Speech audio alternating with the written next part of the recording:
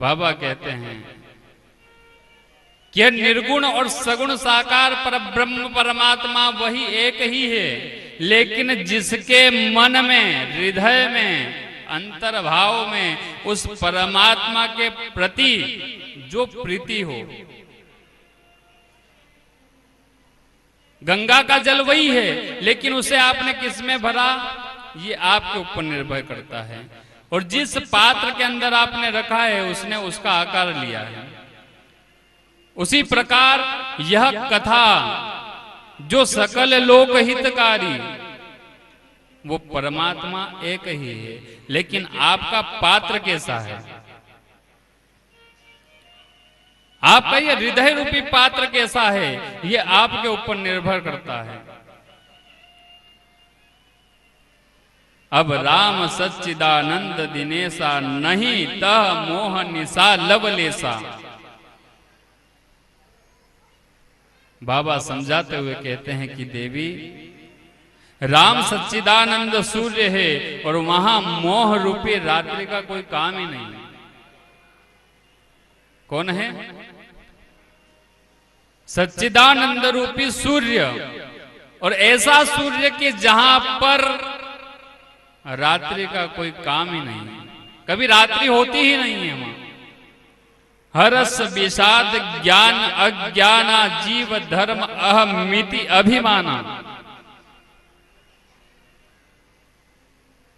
हर्ष, विषाद, ज्ञान, अज्ञान, अस्मिता, अहंकार, ये जीव के धर्म है। और राम तो पर ब्रह्म है, परम पुरुषार्थ, परम पुरुष है, जिनसे ये सब कुछ भाव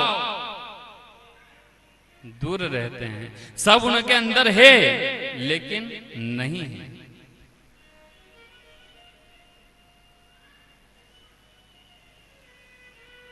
पुरुष प्रसिद्ध प्रकाश निधि प्रकट परावन नाथ। बाबा समझाते हैं कि वही भगवान श्री राम पर ब्रह्म परमात्मा है। देवी पूछो क्या पूछना चाहती हो। ये वही परमात्मा पर ब्रह्म राम है जिसकी वंदना नैति नैति करते हुए वेद वेदांग पुरुषार्थ पर ब्रह्म परमात्मा ब्रह्मा विष्णु इत्यादि भी नित्य निरंतर गाया करते हैं। ये वही पर ब्रह्म है, ये वही राम है।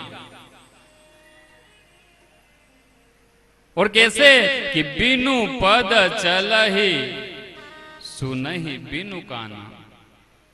जो बिना पैर के चलता है, पैर नहीं है, सुनहि बिनु काना, जिसके कान नहीं है फिर भी सुनता है। कर बिनु करम करई विधि नाना। जब ऐसा पर ब्रह्म परमात्मा का दर्शन बाबा महादेव अपनी पत्नी अर्धांगिनी पार्वती को उस प्रसंग के माध्यम से करा रहे हैं। और पार्वती भी कैसी एक चित्त होकर उस कथा को सुन रही है। कथा जब सुनो तो उस समय एक भाव ऐसा, जब हम किसी फिल्म को देखते हैं तो देखने के बाद यदि उस फिल्म की कोई बात करता है तो हमारे दिमाग में क्या आता है, हाँ साहब वो वहां देखी थी हमने, उसके बाद वो हीरो ये करता है, वो हीरोइन वहां जाती है। वो पूरी फिल्म को आपने कहा आपके मस्तिष्क में सेटअप कर लिया है ना। उसी प्रकार कथा को यदि समझना है तो इस कथा को बैठे बैठे ये भूल जाओ कि हम औरंगपुरा गांव के धाकड़ समाज की धर्मशाला के अंदर बैठे हैं। आप अपने इस मन को उस कैलाश पर्वत पर ले जाओ और वहां ले जा करके ऐसा ध्यान करो कि एक वट वृक्ष के नीचे भगवान भोलेनाथ माता पार्वती विराजित है। माता पार्वती भगवान शंकर से इस कथा को सुन रही है और हम सब उनके सामने बैठे हैं। और जिस दिन ऐसा भाव आपके अंदर आ जाए ना, ये कथा नहीं, आगे की नित्य निरंतर जितनी कथा है जहां भी हो, आप जाओ, और ऐसा भाव यदि आपके अंदर उत्पन्न हो गया तो उस समय ये समझ लेना कि आपको वो कथा पूर्ण रूप से प्राप्त हो गई।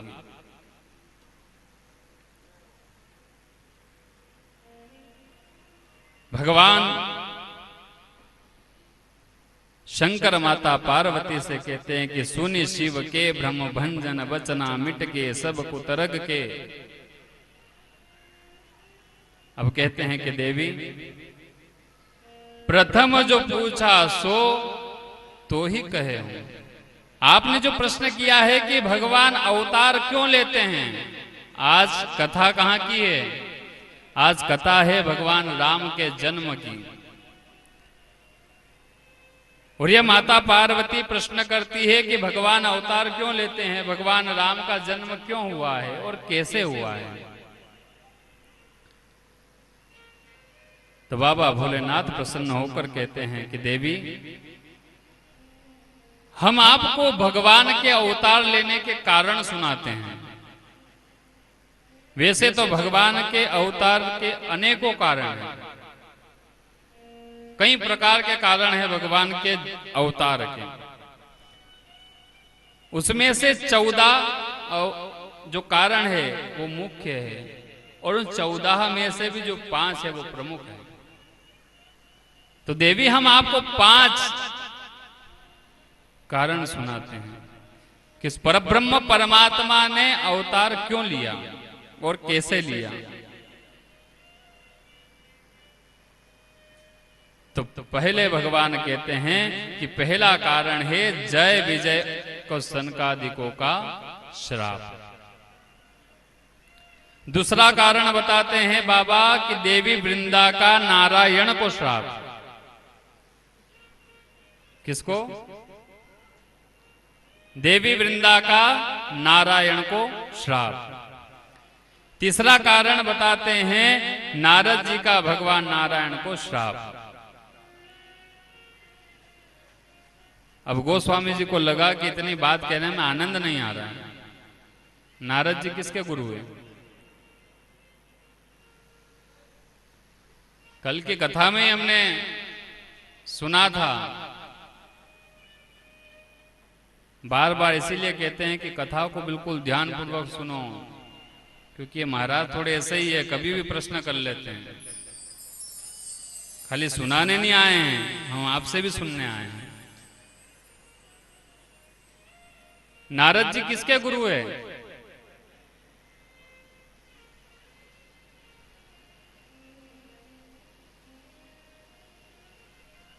कहीं पता हो गुरु जी, कल यो प्रसंग चलियो उन टाइम कही एक थोड़ो।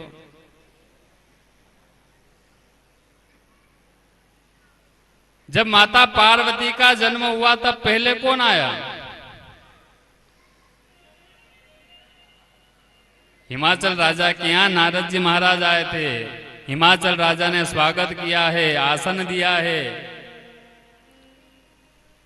और कहा कि गुरुदेव, आप तो भूत भविष्य और वर्तमान को जानने वाले हो, मेरी कन्या का भविष्य कैसा होगा आप बताइए। और तब से माता पार्वती ने नारद जी को गुरु मान लिया है। और नारद के कहने पर ही तप करने के लिए गई थी माता। तो आज चौथा कारण सुनाया मनु और शत्रुपा की कठोर तपस्या। और 5वां कारण प्रताप भानु को ब्राह्मणों का श्राप। भगवान शिव कहते हैं कि देवी, एक बार तो तुम्हारे गुरुदेव ने ही भगवान विष्णु को श्राप दे दिया था। पार्वती मैया बड़ी चकित हो जाती है कि गिरिजा चकित भई सुनी वाणी। किसकी वाणी को? भगवान शंकर की वाणी को सुनकर चकित हो गई। कारण कवन श्राप मुनि दीन।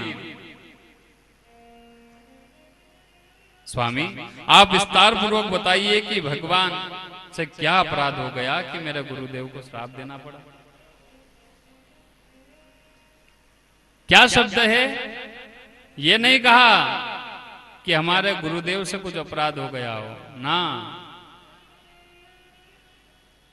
क्यों न भगवान से क्या अपराध हो गया कि गुरुदेव को श्राप देना पड़ा। तब कहते हैं कि का अपराध रमापति की ना,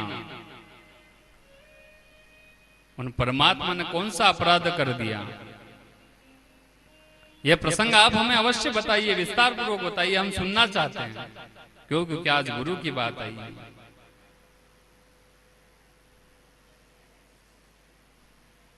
और बोले बिहसी महेश, तब मुस्कुराते हुए भगवान शंकर कहते हैं कि देवी, जगत में न तो कोई ज्ञानी है और न ही कोई मूर्ख है। भगवान जिस क्षण जिसको जैसा बनाना चाहते हैं वो उसके साथ उस प्रकार का व्यवहार उत्पन्न कर देते हैं। पार्वती मैया ने कहा नहीं नहीं भोलेनाथ, मैं विस्तार से इस कथा को सुनना चाहती हूं कि भगवान नारायण से क्या अपराध हो गया कि गुरुदेव को श्राप देना पड़ा। और जब माता पार्वती की इच्छा है कि इस कथा को विस्तार पूर्वक सुना जाए, तो हम सब इस कथा को विस्तार से सुनेंगे कि बह समीप सुर सर सुहावनी। शिव कहते हैं देवी ध्यान से सुनिएगा। एक समय हिमालय का सुंदर रमणीय स्थान, और उस स्थान पर वहीं पर एक बड़ा सुंदर आश्रम है, और उस आश्रम पर नारद जी महाराज आकर विराजित होते हैं। समीप में गंगा मैया अविरल धाराएं प्रवाहित कर रही है। वह आश्रम बड़े सुंदर वृक्ष एवं पुष्प से सुशोभित हो रहा था। अब उस स्थान पर बैठकर नारद जी महाराज तप करने के लिए विराजित होते हैं। हरषि सुमेरी हरषि श्राप गतिवादी। जैसे ही भगवान दर्शन करते हैं कि नारद जी महाराज आज जब ध्यान लगाने के लिए बैठे हैं तो उनकी समाधि लग गई। कौन नारद? जो 2 सेकंड से भी ज्यादा कहीं रुकते नहीं। आज वो नारद समाधि लगाकर बैठे हैं। और जैसे ही समाधि लगी, नारद जी ध्यान में भगवान का दर्शन कर रहे थे, इसलिए काल की गति अवरुद्ध हो गई। और जब काल की गति अवरुद्ध हो गई, उस समय 2 से अत्यधिक घड़ी बीत गई। और श्राप क्या है कि 2 सेकंड से ज्यादा भी कहीं टिक नहीं सकते। इधर देवराज इंद्र ने सोचा कि यदि आज नारद समाधिस्थ होकर यदि उस परमात्मा का भजन कर लेगा, सिद्धियों को प्राप्त कर लेंगे, तो ये मेरे आसन को छीन सकते हैं।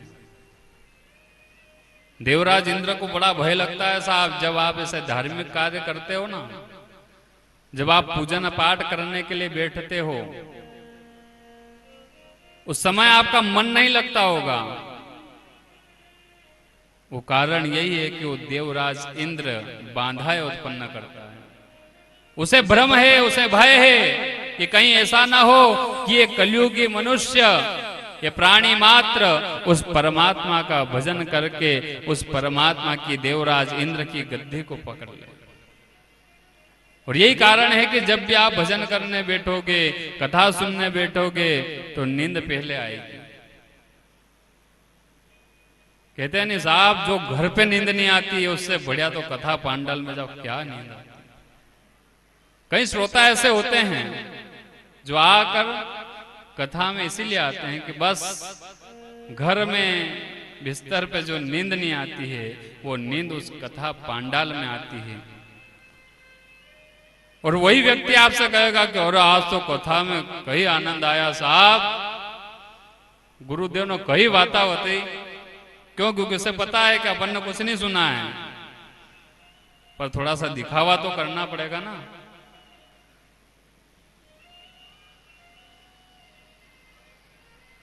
अब